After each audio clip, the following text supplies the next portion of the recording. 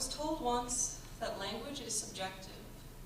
and accents are simply the special ways we drag the syllables across our tongues past the barriers of our teeth into a strange and ambiguous world beyond, just waiting for us to give it shape.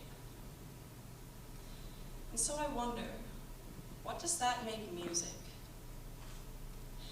The instrumentalist stands alone in a park, and her violin tells a story about scores of people that says, to her, the term serves to signify the magnificence of, the sheer capabilities of language, to be able to compare people to music and still have it make sense. Scores. Scores of people, as if we are each thick, yellowing volumes with fluttering pages spattered with ink that seems to make sense only in the context of others. Like each part within us, each winding vein and organized stave can only be fully comprehended by somebody who understands the language of our atriums, the precise resonance of our bones, and how sometimes all we really need are the right holes covered, places pressed, notes written in order to make our spirits sing. The instrumentalist stands, and the instrumentalist stands, and in the universal language, she says, if people were scores, and they lived by treading softly between the gaps in the sound, then my dear friends, you could find me walking the bar line towards the edge of the page, christening the crashing crescendos, watching them wave by in the silence that precedes and ultimately follows.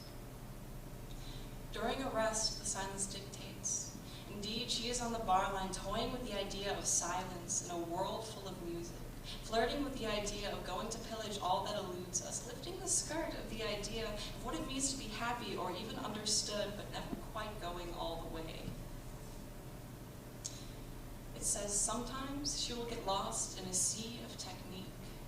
a very concise word whose meaning teems with what can essentially be boiled down to frantic fingers in air, streaming like the wind, air seething through the gaps in the concrete of your mind until it leaves you open, exposed, and breathless. And sometimes she will get lost in that. She won't be able to keep up with all the fire-breathing, fire-heaving fingers moving too slowly on empty palms, waiting for something to hold on to. But then something whispers that if people are music, and if for every 100 notes wrong there is but one correct, there will always be somebody out there willing to interpret it as beautiful, even if it seems a little avant-garde, even if it needs a little help, or even if their favorite parts are just in the heavy silence.